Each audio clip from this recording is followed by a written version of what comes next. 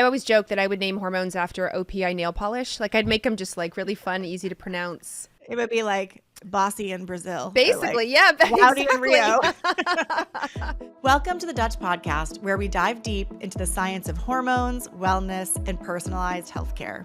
I'm Dr. Jaclyn Smeaton, Chief Medical Officer at Dutch. Join us every Tuesday as we bring you expert insights, cutting-edge research, and practical tips to help you take control of your health from the inside out. Whether you're a healthcare professional or simply looking to optimize your own well-being, we've got you covered. The contents of this podcast are for educational and informational purposes only. This information is not to be interpreted or mistaken for medical advice. Consult your healthcare provider for medical advice, diagnosis, and treatment. I'm so glad that you're here with me on today's episode of the Dutch Podcast. It is a fabulous episode. And whether you are an experienced Dutch provider who's done a lot of tests and you want to get an update on what's happening right now, because we just launched a new report, or if you're new to Dutch testing or you're thinking about doing Dutch testing, this is an awesome first episode to listen to because we're going to touch upon really every key element of the report in its new format on our new summary page. Now, today's guest is a very special guest for Dutch. Dr. Carrie Jones was the first clinician to work with Mark Newman as he developed and launched the Dutch test. And I can even sense her excitement when we talk about Dutch dried urine test for comprehensive hormones. Really, with this release, we've gone from C being just comprehensive to also C being crystal clear. And I think you can sense Dr. Carrie's excitement about that as well. We're going to cover so many topics about the new summary page, about the release and what you can expect.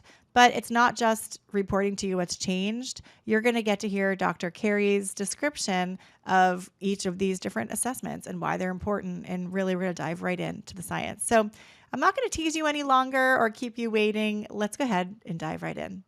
Well, Dr. Carrie, it's always awesome to have you on the Dutch Podcast. Welcome back. Oh, thanks for having me. I always love coming back and talking with you. But today we're going to get to talk about all the things that are happening with hormones. And isn't there enough to talk about? Oh my gosh, so much. I want to start by talking about one thing that's huge on our news, which is the new Dutch report. I know that you had a chance to see it. You even got a little bit of an inside scoop because we ran it by you in the development process to really get your tips. But what do you think about it?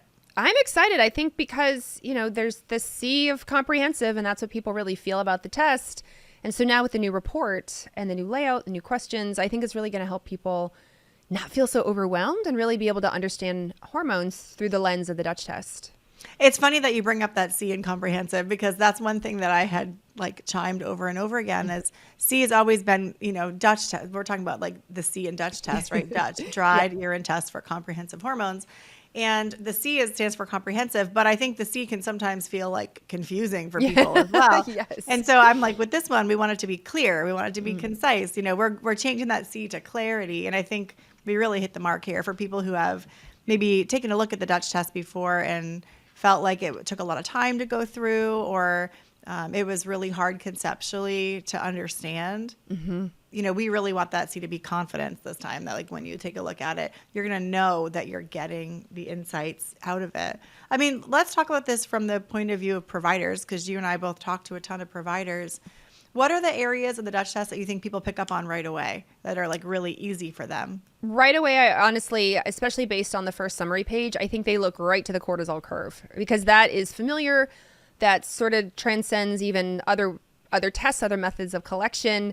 And so they're like, oh, I can see that. I can see the cortisol pattern. And they recognize the names. They'll see estradiol, they'll see progesterone, they'll see, testosterone, et cetera. And so they recognize those things. And then beyond that, sometimes their eyes roll in the back of their head. Well, it can feel overwhelming, right? And we'll talk a little bit about what we call the Dutch dozen, which is a new kind of framework that we provided to provide kind of a way to go through the report. But let's talk about the cortisol more because I have to share when I was a student and I learned the diurnal pattern of cortisol, which of course we all learn. Mm-hmm. I learned it as that's kind of all you had to look at when it came to assessing cortisol. And I'm actually really surprised still how when I speak with really well-trained providers, that's still fundamentally the only tool they use to assess cortisol is a salivary pattern, or even if they're running the Dutch test, they're really only looking at that diurnal curve. And there's so much more to the picture. Talk a little bit more about that. How impactful is it to kind of maybe if you're a provider who's listening, who's always looked at the diurnal pattern of cortisol and kind of ended your assessment there, especially if you order the Dutch test because you're paying for more. Right. What else is to gain from looking a little bit more comprehensively? Oh my gosh, so much. And we know just because the free cortisol, which we know is less than 5%, free hormones are like children. They can't be unattended at any time. So it's a very small amount of cortisol that's actually active and binding to receptors and creating that circadian rhythm. So I'm like, well, where's the rest of it? And that tells a story as well. Like what's the metabolized cortisol doing? That paints a picture. What's the cortisone pattern doing? That's the inactive, kind of dead in the water form of cortisol. Is the body preferring to deactivate to cortisone? So somebody may have a low diurnal cortisol, and you're thinking immediately as a provider, oh my gosh, they don't make any cortisol. No wonder they're so tired. I need to pump them up. I need to pump their HPA Axis up. I need to give them all this stimulatory stuff. Come to find out they're actually deactivating. They're just deactivating a cortisone. So they make it fine, but the body's like, throw the e-brake. We're not doing this. We're going to deactivate. And that's a completely different way of treatment. And so by gathering all this extra information on that page of the Dutch test, you can make truly a much more personalized precision decision around what you're going to do for them. Yeah, I mean, that's really one thing that Dutch has always excelled at, is kind of going deeper or trying to tell the whole story of what's happening hormonally. And I think like maybe it'd be helpful for our listeners today. Like, let's go through, I know you can't look at a summary page right now, but if you are a provider who's listening, you can go to DutchTest.com, and on the homepage, you can click on a report type. Let's look at the Dutch Plus for the sake of today. And you can download a sample report if you want to kind of look at it as we talk about it. But on the summary page, a couple of things we've tried to do is, one, reread books left to right. When you looked at the Dutch test before, we asked our clinical team, like, kind of draw a picture on the report of what you look at first and second and third. And what we found was that, one, everybody did it differently. And two, it would like start on page 1, top right, but then it would go to the left, and then it would flip to page 3, and then it would go back to the summary page. And it was kind of all over the place. And we said, we want to, we call it reduce the cognitive load, make it easier to look at. So now the summary page has what we consider everything you need to tell the Dutch story to your patient. You can really glean from the summary page, especially if you're new to using the Dutch test. We do have some advanced insights we'll talk about after, and you and I can talk more about these because you are expert at every single one of these things. You've done so many and taught around all these concepts. But if you're just getting started with the Dutch test, we want to make it easy. So it reads left to right. You talk about the hormones, and on the right, you talk about the metabolites. So the first section of the summary page is estrogen and progesterone, our kind of sex hormones. You can see the dials. And then on the right-hand side, you can see estrogen metabolites, which are broken down into the sliders, the 216 and 24 sliders, which represent phase 1, and then methylation slider, which represents phase 2. Why don't you go so eloquently into why it's important to look at estrogen metabolites. Let's start with a little bit of that, because I think most people, they can look at the dials for estrogen and progesterone and see whether someone is in range or below or above compared to where they should be. That's a pretty easy assessment. Are they high, are they low, or are they normal? But metabolism, especially if you're maybe a conventional provider, you're looking to expand upon, even like OB-GYNs, you get to learn a ton about hormones, but you don't learn as much about metabolites, and they're really important. So give us your little bathtub spiel about estrogen metabolism. It's important to know where estrogen goes. It's important and helpful to know where any hormone goes when it gets broken down. I was joking at a lecture that I gave last weekend that I had put a post up on social media. You'll appreciate this. And I said something about like, how long does estrogen live in the body? And one of my options on the quiz was forever. It lives forever. And the number of people who click forever, I was like, oh no, no. It needs to go. It needs to out with the old and in with the new. So estrogen gets broken down. And as you said, I use a bathtub analogy. So we think of the water. And we think of the drain, and then we think it's attached to a sewer line that takes it away from, your house or your apartment.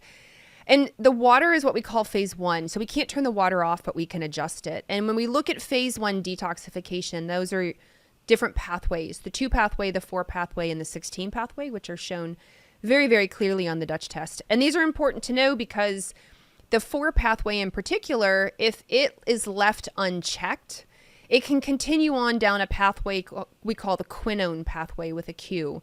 And the quinone pathway, if that's left unchecked, could lead to DNA damage if the DNA repair system doesn't come after it. So there's a lot of checks and balances, but the end result is potential DNA damage, and we absolutely don't want that. We'd prefer that your estrogen go down the 2 pathway. That's what we'd consider like the more stable, better pathway.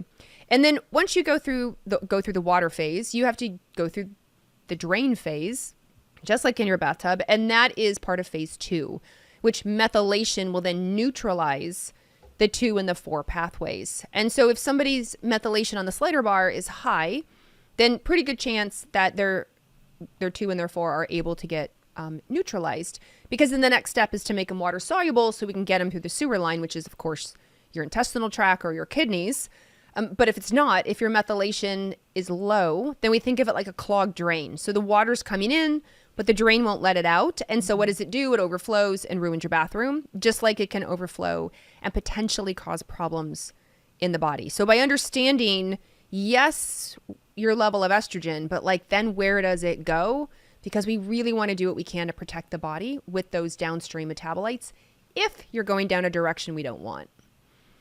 Yeah, so thank you for that, because it's such a beautiful analogy. And I hope that everyone listening, you've never had your sewer back up on you. No. Either in your home or with your estrogen, because both of them are painful.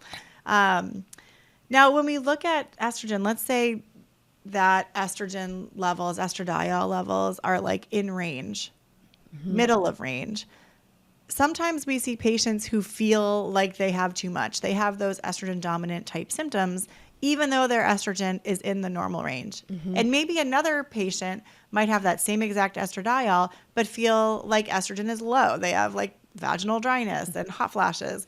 Talk a little bit about how that could happen, where someone could have the same estradiol on the dial, but actually have completely different symptom pictures. And let's weave in the metabolism piece here. For sure. And I also want to weave in the progesterone part too, because we know that in the second half of the cycle, the luteal phase, the progesterone is the clear winner. It should be really elevated, similar to the tippy top of a mountain. So it goes up and then it drops back down if somebody's not pregnant. And of course, we're talking about females here. So relative to progesterone, estrogen can feel in the body sort of, high or low, kind of depending on that ratio. But then we take it a step further and we look at the estrogen, the bathtub, the metabolites.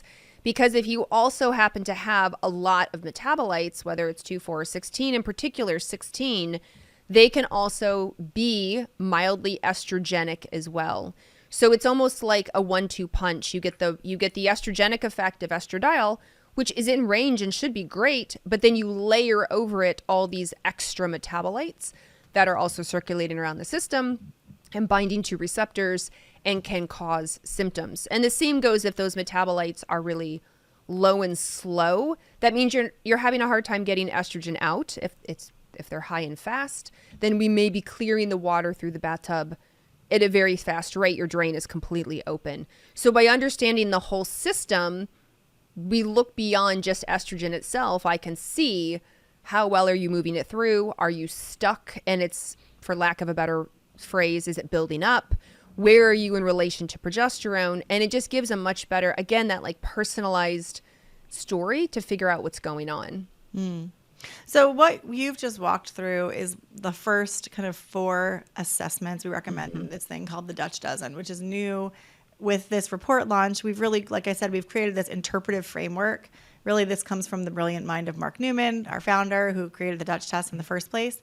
And really, what we tried to do was, working with the clinical team and Mark, really hone in on like the best way to flow through reading a Dutch test. And how can you make it consistent, methodical, faster for you? If you're a clinician who's doing this with a lot of patients, we know you have limited time to review these before you sit down with patients.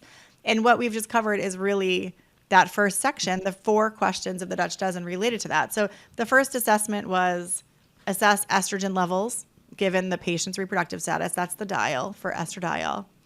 Assess progesterone levels given the patient's reproductive status. That's the progesterone dial. The third is to assess phase 1, estrogen metabolism, and the fourth is methylation, or phase 2. And all of those are in one place on the summary page, 1, 2, 3, 4, left to right, bang, bang, bang, bang. So Carrie, you've just like really summarized how you walk through that and why it's so important to not just look at those parent hormone levels, but also metabolites. Now, let's shift gears and talk a little bit about androgens. This is an area that I think a lot of clinicians could develop further understanding and really be able to help their patients more, both females and males. Because I think a lot of people are accustomed to looking at testosterone, free and total testosterone. That's probably, from my assessment, the highest comfort level, and then maybe DHEA or DHEA sulfate in serum. But when it comes to androgen metabolites, it's really kind of a similar story to what we're talking about with estrogen and progesterone, but a lot of people haven't kind of added that into their assessment yet. Can you talk a little bit about what you see providers doing? And let's throw serum in there too, because I think a lot of people are using serum, which is a great way to assess androgens, especially testosterone. For sure. But tell me a little bit about like what you're seeing people do and what you think they could improve on. I see it's really interesting because people will go get a blood draw for testosterone. Let's do a low case and a high case. So somebody has high levels of symptoms, acne, hair growth in places they don't want, maybe hair loss on the head. Maybe they've been told they have PCOS, maybe not. So they go get blood work drawn, and let's say in this instance, testosterone is completely in range. It's not elevated at all. And so the practitioner's like, dang, I don't know what's going on. I don't know why. It can't be PCOS, and I don't know why you have this acne and this hair loss, because the one marker, testosterone, that I thought would be high is not. And again, which we'll get to in just a second, like when you peel back the layer of the onion and you look at the androgen metabolites, you can absolutely find that the androgenic form is quite high, and it's like a sneaker, and like we had to go find it, and that's why the symptoms are so problematic. Now, the same also goes for maybe testosterone is low, like outright low, and I've seen practitioners go, oh my gosh, it's low, you need testosterone. Like let's say in a perimenopausal woman, it's very low, I'm going to put you on testosterone, and then she freaks out. She's like, now I have acne, now I'm angry, now I've got my chin hair, now my hair loss on my head. And the provider's like, that's weird because your testosterone's so low. I don't know why this would happen. And again, we peel back the layer, we look at the metabolites, and I'm like, oh gosh, you favor what's called the alpha side, which we'll get to in just a sec. But like you favor that side that's one layer under, really causing all the problems. So just looking at testosterone could be helpful for sure. In some cases, it will match what's going on under the hood, but sometimes it definitely doesn't. And I see that a lot. Yeah. I mean, I think it's interesting because with androgens, well, with all hormones, metabolites are still active. They still partially bind to receptors. But with androgens in particular, some metabolites are stronger. Like DHT is multiple times stronger binding to the testosterone receptor compared to testosterone. It stimulates activity even more. And I think we talk about that sometimes in men. We talk about it in serum testing. We know it has connections to male pattern baldness and prostate issues and things like that. And it's also critically important. So we talk about it in a bad way, but it's critically important during puberty to prime testicular function properly. That's when you should really have a surge of it. But men and women make it. It's a metabolite that can be super active. And so I think one challenge with that is it's hard to measure because it's an intracellular hormone. But on the Dutch test, we look at 5-alpha-androstenediol, which is what the form it's in when it leaves a cell, which is easier to measure, more accurate to measure. And there's a lot of data on that. We published a white paper last year.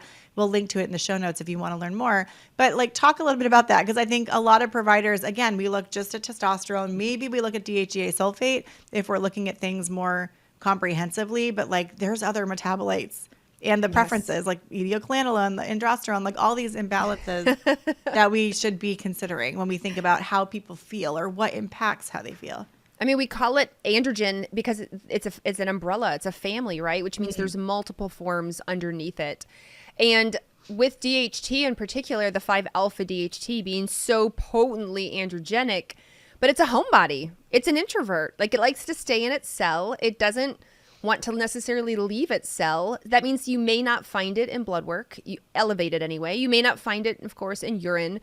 So you've got all these symptoms on the hair growth or loss or acne or anger, PCOS, prostate issues. And you're like, that's so weird. The DHT is totally normal. Forgetting it's an introvert. It's a homebody. It stays in the cell. But just as you said, what leaves the cell, what it converts into and leaves the cell is that 5-alpha androstenediol. So if it's elevated out in the urine, out in the blood work, out of the cell, then I'm like, oh, okay, in the cell, it must be really elevated doing its job. So even with a normal testosterone or low testosterone even, you can have all the symptoms because in the cell, DHT is hammering away. And then we see it in 5-alpha androstenediol, much more clear than DHT itself. It doesn't mean DHT can't be high. If that's the case, then you're like, whoa. Yeah. If they're all high, whoa. Whoa, we have some trouble. Now, I think I have a good analogy for this one, tell you a little bit about my life and what's going on in my life right now. But I'm a parent, 5 kids at home. This is like, DHT is kind of like the kid who is wild and so loud in your house that you're afraid to send them to school or to other people's houses because you're like, God, when they see how they behave. But then you get reports back from that parent who had him over for dinner and they're like, they're the most courteous, polite child. That's like DHT. Keep it in the cell. It's wild activity, but then it's not having that same effect when it leaves the walls of its comfort home, like you talked about. It turns into this 5-alpha androstenediol. You're like, who is this kid? Who 5-alpha is this androstenediol. That's right. Why is it so quiet around here right now? But 5-alpha andro is a great marker for that. And there was a really cool study. We didn't do this study, but it looked at women with PCOS and women who did not have PCOS. And it measured androgens and androgen metabolites, a whole list of them. Many of them we have on the Dutch test, but not, I think it had even more than we measure. But what was really interesting is that when you looked at the normal cohort of women and the women with PCOS, most of the androgens and metabolites, the normal ranges overlapped. 5-alpha andro was the only one that was totally distinct, meaning that if it was high, it was only high in women with PCOS. And if it was in the normal range, it was always in women without PCOS. So it's a really interesting marker to take a look at for that androgen activity. It just goes to show you how differentiating and how important it is as a representation for that intracellular androgen activity. And I'm glad you put it right on the summary page because it used to be on page 2 at the bottom, and we'd have to direct people like, I know you don't normally look at page 2, but I need you to look at page 2 and which go is to the bottom. table. Right, the total table that everything listed out. And so then, and if you're new, like you didn't know that, so then it just became like flipping back and forth and like, it was where easy am I to going? miss. Yes. And especially because it's a funny name. Like who names it 5-alpha androstenediol? I would name hormone names so differently, but nobody asked us. So What would you name that one? 5-alpha. Well, I always joke that I would name hormones after OPI nail polish. Like I'd make them just like really fun, easy to pronounce, something. It would be like Bossy in Brazil. Basically, Rowdy in Rio. Yes. Which one? We need a Rowdy. Who would be Rowdy in Harry Rio? and Hotlanta, something like that, We can come up with some moves. That's a whole nother podcast episode. Right. What we name them. Definitely. So when we look at the summary page, kind of getting back to what we were talking about, the Dutch dozen has 4 assessments that you'd complete around androgens, and they're all accessible from the summary page. The first one is to look at adrenal androgen levels. That's your total DHEA. We didn't really specify that, but androgens are made in a couple places. And let's talk a little bit about that before we get into kind of the summary there, because that's where we look at total DHEA production. Yeah. That's really looking at the adrenal adrenal production of androgens. Do you want to talk a little bit more about that, or what would you add? And I think this is so funny. When you think of men and androgens, like they predominantly make it, testosterone comes from the testicles, like big time. But when we think of androgens in women, we have 3 different places, like you said. So we can make androgens in our ovaries. There's the outer layer of the ovaries called the theca glands or theca cells, and they make about 25% of the testosterone. They make about 80% of DHEA, not DHEAS, but DHEA. And then they make androstenedione. And then out of the adrenal glands, women make 100% of the DHEAS, the sulfated form. And so then they make 25% of testosterone and then the rest of the androstenedione. Then in the periphery, so think of like in the fat tissue, that androstenedione can turn into testosterone. So that's where the missing 50% of testosterone comes from. And then, it comes from the ovarian and the adrenal DHEA, which is the pro-hormone. So by understanding that we have these 3 different places that we make androgens, but DHEAS is all made in the adrenal glands, whereas DHEA no S is mostly made in the ovaries, but partly made in the adrenals. And unfortunately, none of this is geotagged. Like when you get a blood draw or a urine test or saliva or anything, it's not like I can tell you where your testosterone comes from or your DHEA. But that's why when we look at total DHEA production, With Dutch, it's the DHEA-S plus its metabolites, androsterone and etiocalanolone together. And that gives that summary of the total DHEA. Yes, because Dutch doesn't look at DHEA no S, because DHEA no S, the body prefers DHEA-S. It prefers to convert it. Something like 60 to 70% is converted to the S form. And then DHEA being a prohormone, it moves downstream very quickly. So it moves down into androstenedione. It moves down into etiocalanolone and androsterone. So it can be a little hard, even though we can test in blood work DHEA no S, because it's hard to pinpoint, and it also follows a circadian rhythm.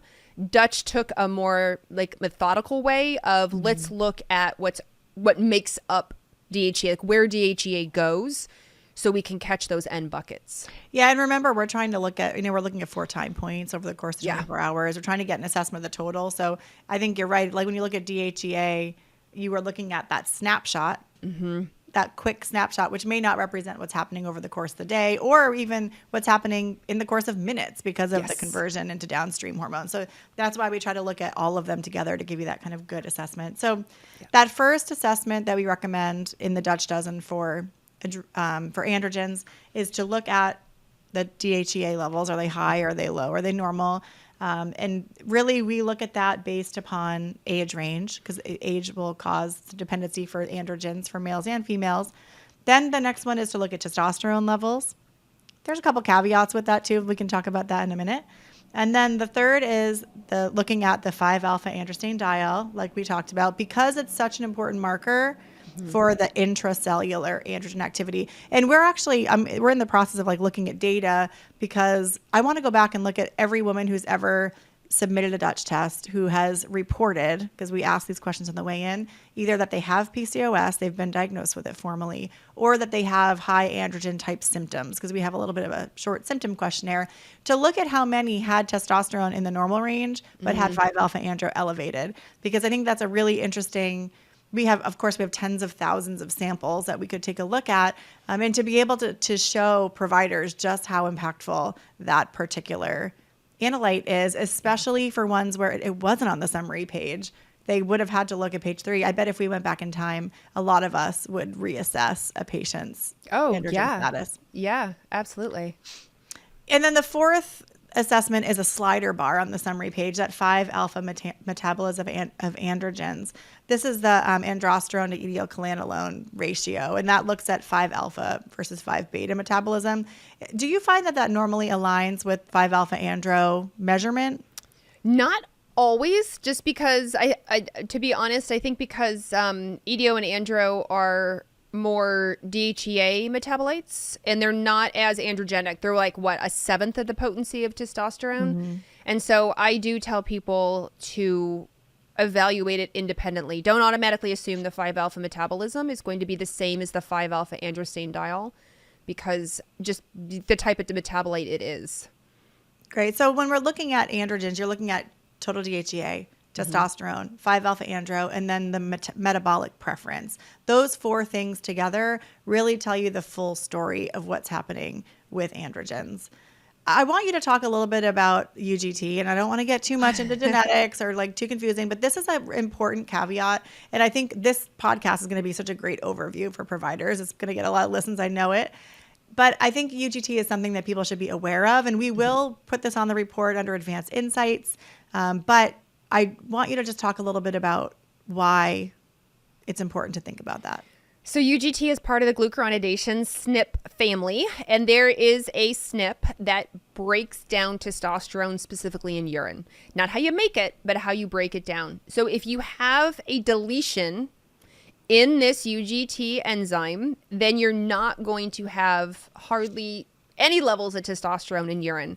So if you get a Dutch report back and the testosterone is so freaking low, you were not expecting it to be that low. Male or female, it doesn't matter. You're like, oh my gosh, this is so low. And I think, how are they surviving it so low? You're going to look at, I mentioned, or Jaclyn mentioned, like the list of hormones where it's estrogens and progesterones and androgens. You want to look for the one called EPI testosterone. And epitestosterone and testosterone are cleared at about the same rate out of the urine.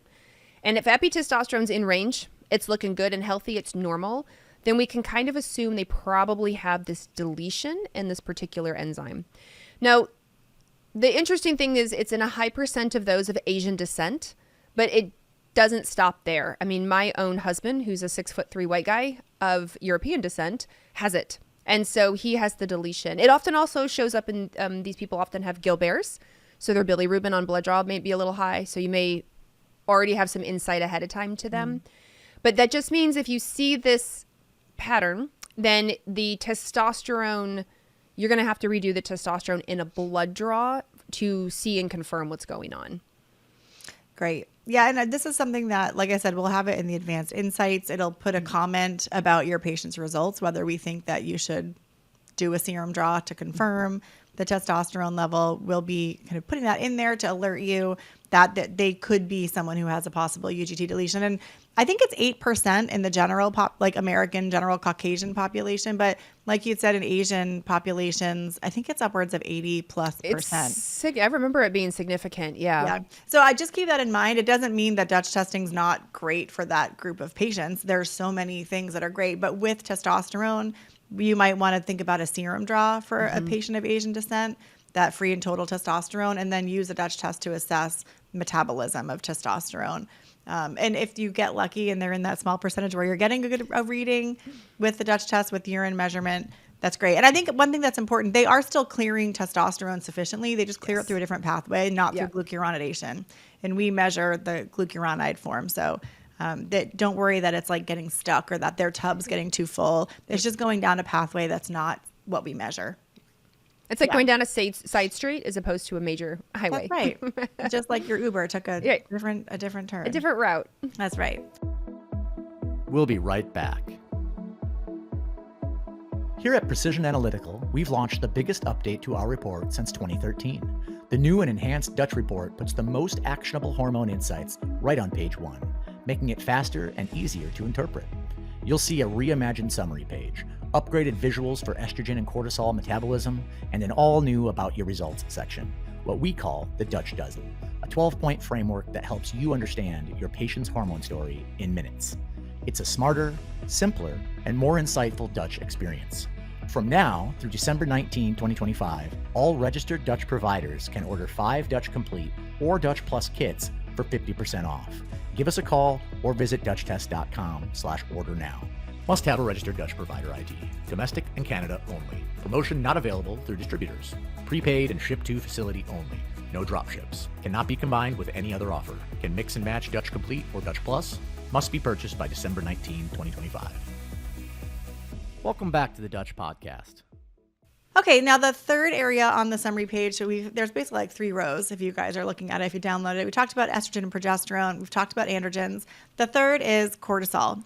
And let's start first by sharing like why, when we're looking at kind of sex hormones, estrogen, progesterone, and androgens, testosterone, DHEA, where does cortisol fit in? Why is that on the Dutch test? And why is it important to look at it in that comprehensive space? Because again, I think a lot of providers that are listening today, you might have come from a more conventional background where you learn about, especially like perimenopausal, menopausal women, men as aging, you want to know estrogen, progesterone, and androgens, but you learn about cortisol just with Cushing's and Addison's, and that's it. How do we look at it differently? Why is it a meaningful piece of this puzzle? And I think cortisol gets a really bad rap. I think a lot of people immediately hear the word cortisol and they're like, oh my gosh, it's like that's belly fat. That's blood sugar issues. That means you're super stressed. And we have to remember cortisol, much like if you have Addison's, you're not going to survive. Like, so we need cortisol. It's critical to being a human. And it's really important for, yes, the fight or flight system, but also like supporting our immune system and inflammation and mobilizing resources when we are in that fight or flight situation. Our circadian rhythm, cortisol goes up in the morning on waking and then down. So it can be down at night. So melatonin can come up and take its position in the whole circadian rhythm. So cortisol is really critical, and the rhythm of cortisol is very critical to how humans function in life. So we have it on the Dutch test for that reason. Knowing if you are in chronic fight or flight situation, then the body's going to prioritize those things over the production of hormones, over reproduction.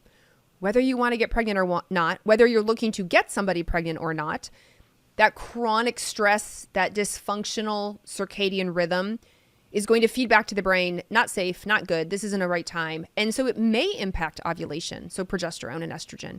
It might impact his testosterone production. It's going to impact inflammation, which then directly impacts how hormones are made and how her cycle works. So it really, truly is a critical piece in the whole endocrine system because it has such important feedback to the brain and then subsequently the ovaries and the testicles for making these hormones. Yeah, it kind of shocks me that it has, let's call it like a soft science reputation also. Yes. Yeah. So I don't know how, maybe that's a good way to put it, but like when people think about cortisol, it's like, oh, that's this like amorphous functional medicine, integrative medicine concept. Right. Like it's really not. Or like you're just trying to sell me something. I'm like, right. And the truth is there are so many publications on the impact of, let's just call it the whole HPA axis on every single system and process in the body. Like if you go into PubMed, you can look at cortisol, you could look at norepinephrine, epinephrine, glucocorticoids. These are the keywords you want to be searching that are looking at the hormones made through the HPA axis, this kind of adrenal system. And look at cardiovascular health, look at metabolic health, look at physical healing, look at reproductive health. All of these things, the touch points, there are thousands that have been elucidated and clarified. It's not soft science. It's really very real, even in cases where it's not cortisol and Addison's. And I think one thing that's tough for us, or maybe one of the reasons why we don't focus on it as much, is because the right solution is not a pill. It's like sleep. Well, not a pharmaceutical per se. Yeah. That's right. And so I think in a way, and I think that's even the case for us, like for myself as a provider, it was always easier for me to address nutrition, movement, those things that you can like give a prescription for, where I think with HPA axis dysfunction, it's like we all deal with stress. And I think it's like, how do you give an effective therapy? And of course, there's really great things on top of just adrenal botanicals and nutrients, but lifestyle changes. But my point is really important to look at. It's not soft science. So if you are a cardiologist, look at the data on this because it is important to look at. And I wish that like traditional endocrinological societies would really look at that a little bit more seriously beyond just the Cushing's and Addison's. I couldn't agree more. I mean, even just even in the blood sugar part alone, like the metabolic syndrome part alone, or even inflammation, cortisol initially can help like shut down the inflammatory cascade. And if you have insufficient cortisol, then it can't do that. And so somebody could be really pretty inflamed, causing other symptoms for other diagnoses, not realizing if we look back, cortisol could be at the start of it. But I had a continuous glucose monitor in, and I've heard this several times over, but this is my own story. So I had a continuous glucose monitor in, and my, blood sugar was like 84 or 87. And then I got a really upsetting text message, and I was on my way out to run errands, and the errands took like 20, 30 minutes to get there. And the whole time in the car, I hadn't responded to the text message, but I was arguing out loud with myself, like, this is what I'm going to say, and this is how I feel, and like, this is what's, like, how dare you? Did they respond back? Because I No, I didn't text them. I was formulating my response. No, in your head though. I'm going to say this. They're going to say that. Oh, like a whole conversation back and forth. And by the time I got there, my blood sugar had gone up like 30 points. I mean, it had gone up this like enough. My body was like, well, we're fighting a lion. Clearly, like you're getting heated and agitated, and you're raising your voice, and your heart's racing, and you seem mad. So let's give you blood sugar to go to your brain and go to your muscles and mobilize. You clearly need to mobilize.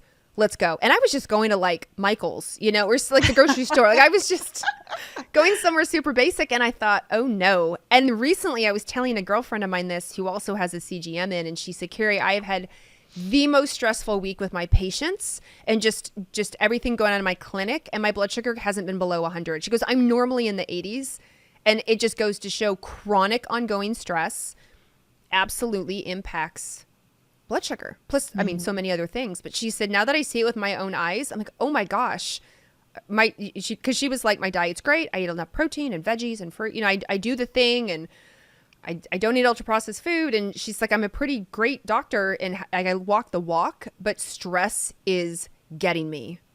Like, yeah. I love that you bring that up. And I've seen that pattern too in patients. And it's really, it's amazing. And that's a really wonderful thing about cortisol. You started by saying cortisol gets a bad rap. Yes. But cortisol is like our body's fire extinguisher. Like if we didn't have it in times of need, we'd be in big trouble. Like you said, you couldn't survive. It's really important. But the problem is that we also don't want to live in a foam pit, right? That's like constantly being sprayed.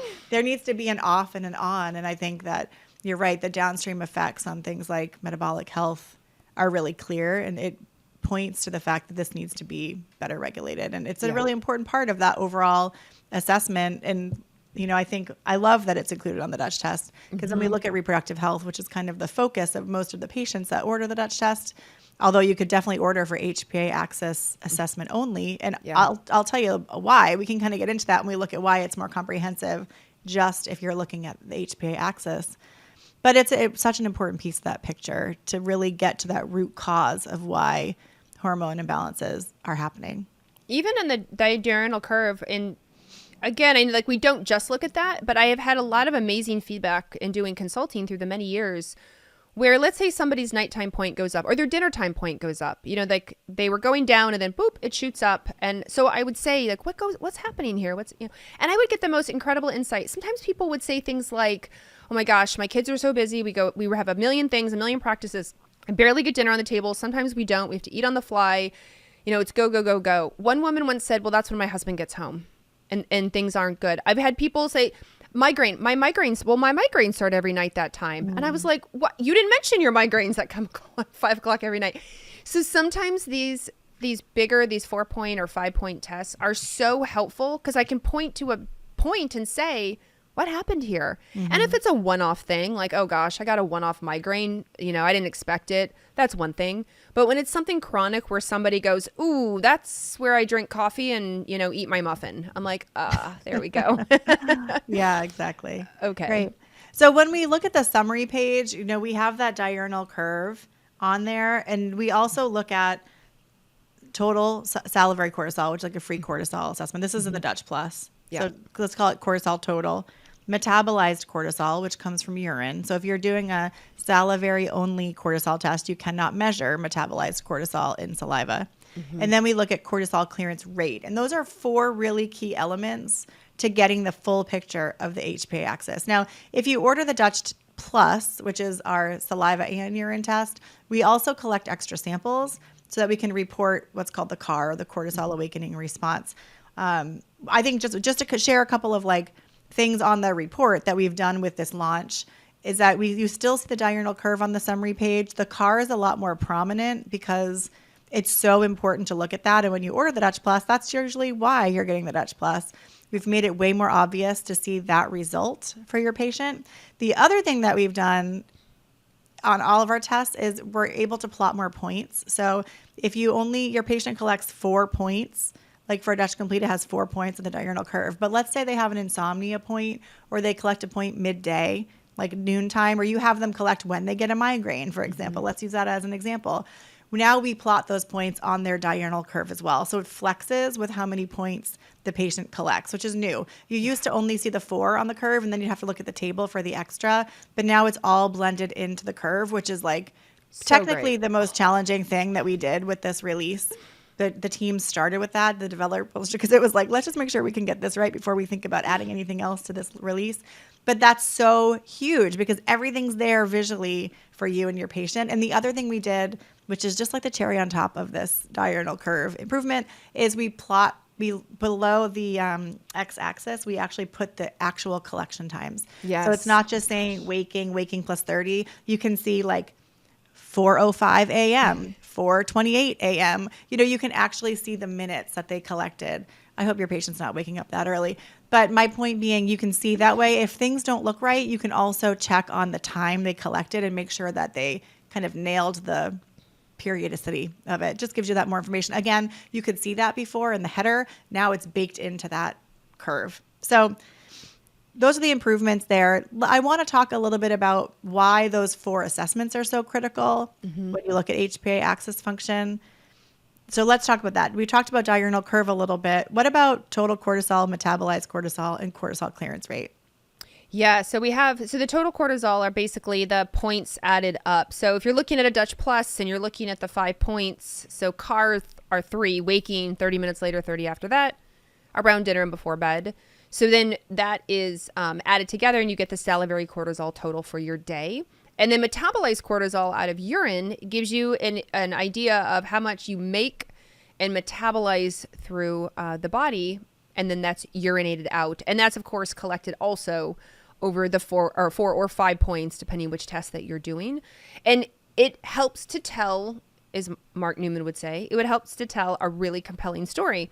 Because if I see somebody with high levels of metabolized cortisol, I'm immediately starting to think of like metabolic syndrome, insulin issues, high inflammation, high stress. Are they on something that is really, that's increasing cortisol? So cortisol itself or hyperthyroidism. Like I immediately can start thinking versus if it's low, then I'm like maybe hypothyroidism, maybe under eating, overtraining. Again, maybe stress has been going on for a while and it's like shut down the process.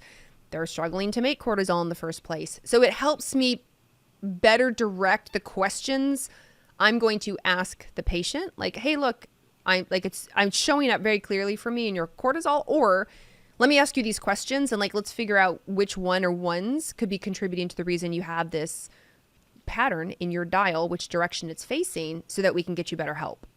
I should totally show my own report from earlier this year because I was absolutely that representation. I was like intentionally going through kind of like a cut fitness wise, which is when you like cut your calorie intake a little bit or increase your workouts to I was trying to convert, fat to muscle, not in an unhealthy way, but I could see that on my Dutch test when it came to my metabolized cortisol and other markers as well, what that looks like, which I actually think would be a great pattern for us to cover. Maybe I will make a little video on this because I think a lot of perimenopausal women or people on GLP medications that are not eating enough, you could notice this pattern in them and make sure that they're fueling or resting appropriately, because mine definitely showed that it wasn't, although it could have also been stress of family, stress of work, all those things travel combined, all that stuff.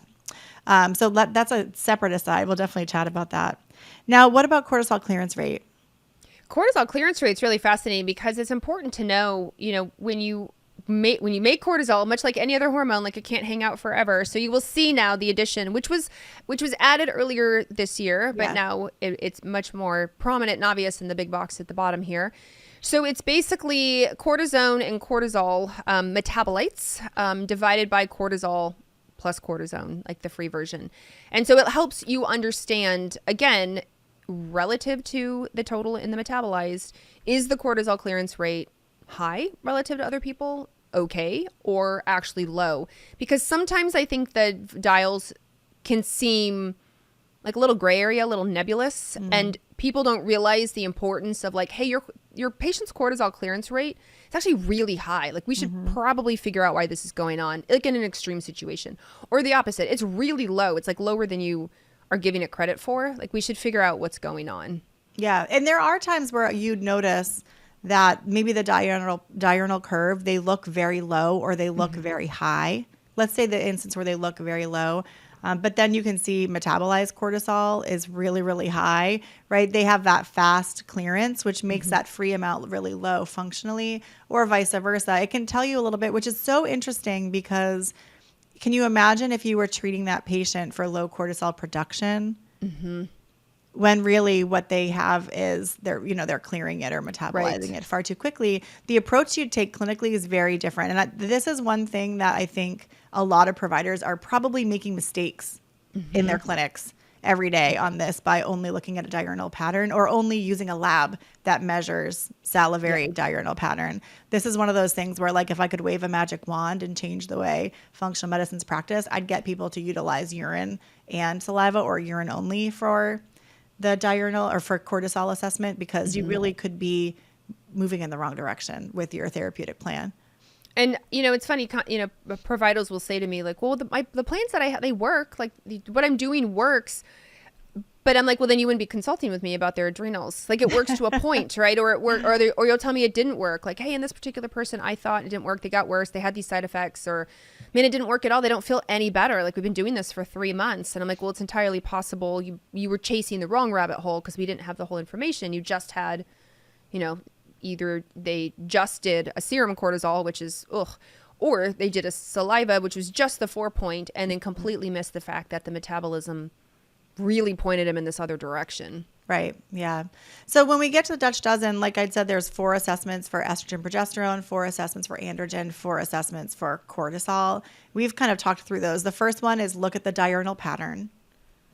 The second is look at the free cortisol. The third is to look at the total cortisol produced by the gland, which is the metabolized. And the fourth is a cortisol clearance rate. So that's really, you can look at those 4 pieces to get a much more complete assessment. And I think the other thing that we haven't really talked in depth about yet is the CAR, the cortisol awakening response, which is not on the Dutch Complete. You can only measure it in saliva. So that's why we have the Dutch Plus. What does the CAR add to the picture, and how important is it in your, like, in all the tests you've seen?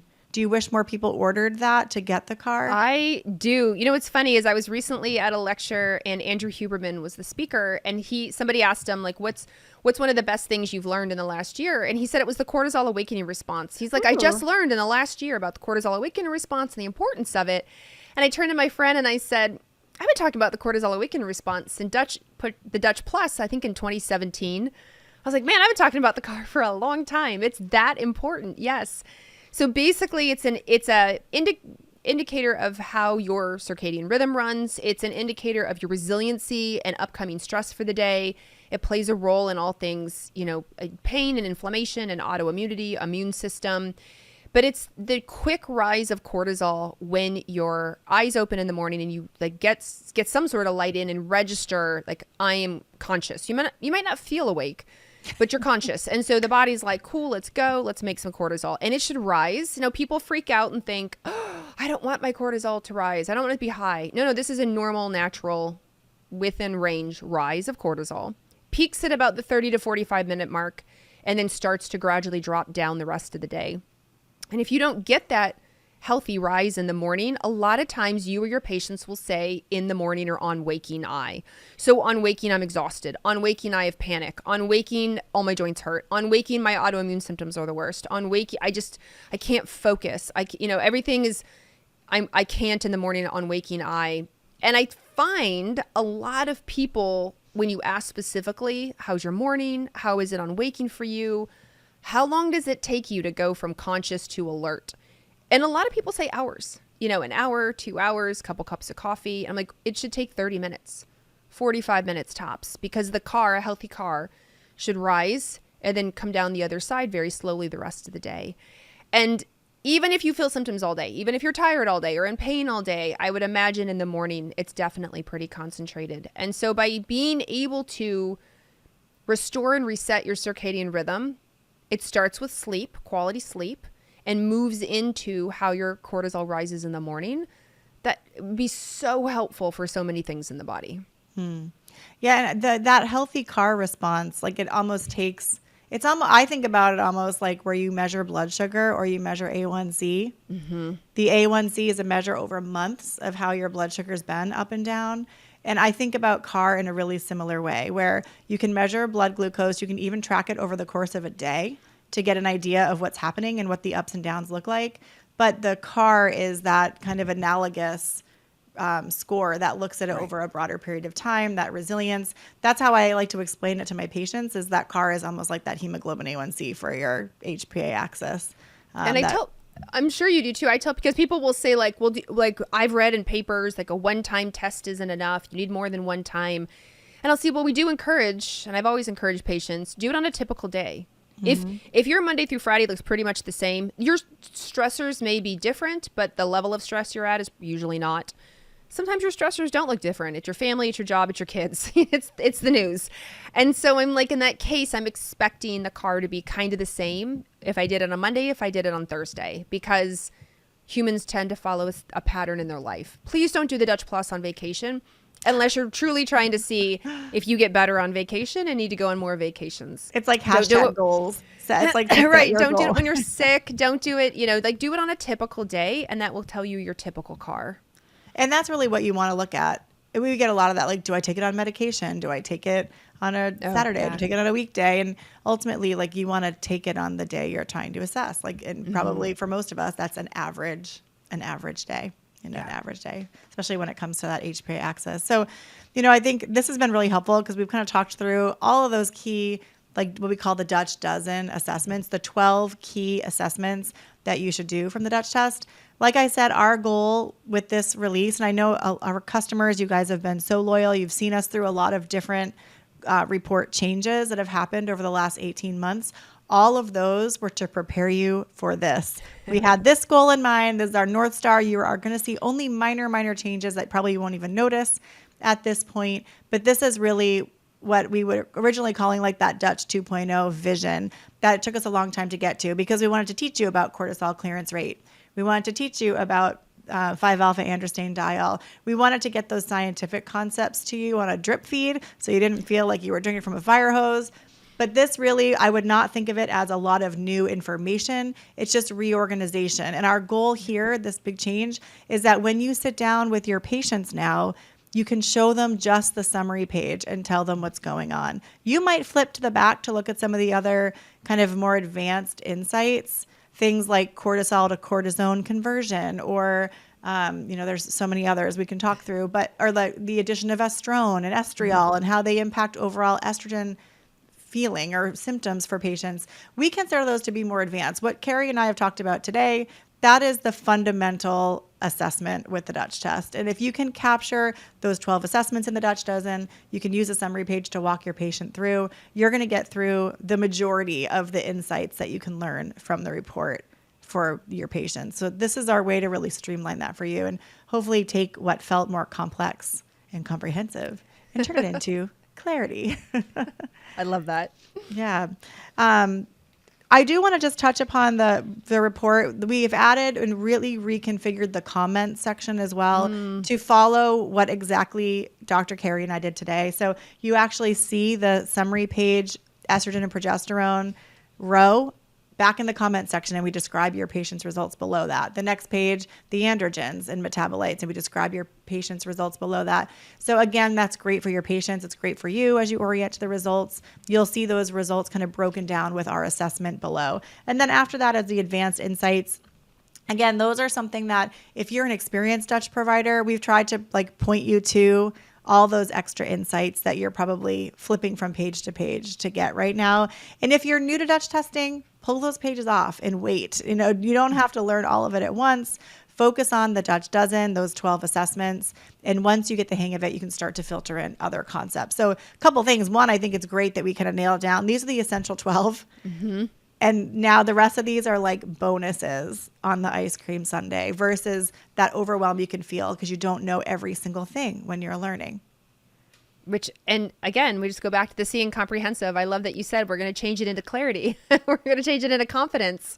I think that's perfect. Totally. Just in wrapping, I think one thing that you have a unique perspective on, because you've talked with literally thousands, probably tens of thousands of providers who are at different points in learning the Dutch test. What would be like a couple of key pieces of advice you might give to someone who's just getting started with Dutch testing? And then the next group would be someone who's done a few, but now they really want to level up their expertise. One of the things I just say all the time is that hormones, and I say this, hormones are like herding cats. And so if you were in a different area of medicine, let's say, and you're getting into hormones, like do not compare your week 1 to somebody else's year 20, because it does truly take a minute to understand hormones, the entire endocrine system, what's going on. But just as Jaclyn said, take it one level at a time. You're going to take the estrogen, progesterone, metabolite level. It's all in one block. And you'll go down, look at the androgens. You'll go down and look at cortisol. Like take a sneak peek at the organic acids. And that'll give you 80 to 90% of what you need to know. Just as she said, the other markers are very cool, but they are the extra toppings on this sundae. And so just starting there, you're still going to be ahead of the curve when it comes to hormone education. If you've been doing this a minute, you've got 5 or 10 Dutch tests under your belt, you have a much better grasp on hormones. Like quiz yourself. Look at the Dutch Dozen questions and see how you would answer them, and then look and see what the actual answers are. Ooh, to make sure, right, that you yeah, I've got this. I know how to do this. This is what I would have said. This is amazing. And then move into the advanced insights, and then start quizzing yourself on that once you get more comfortable with those extra sets of information, and making sure like, yeah, I would have said that same thing. That's great. I got this. Because I know sometimes practitioners, of course, like we're looking for mentors, we're looking for apprenticeships, we're looking for somebody who can tell us what to do, but the questions and the answers are there with the Dutch Dozen and the advanced insights. And so use that as an opportunity to like, what would you say? How would you describe it? And then go look and see if you got it right.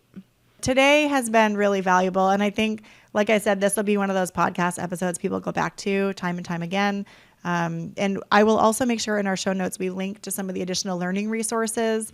We've done a lot of recordings walking you through the new report, to help you connect with our clinical team if you need support with a patient's result, because we want to make sure you are feeling the clarity. I love it.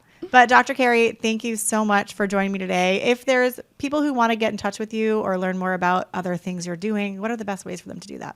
Absolutely. My website is probably the best place. It's Dr. Carrie Jones, DrCarrie Jones.com. You can also find me on Instagram at dr.carriejones and YouTube at Dr. Carrie Jones.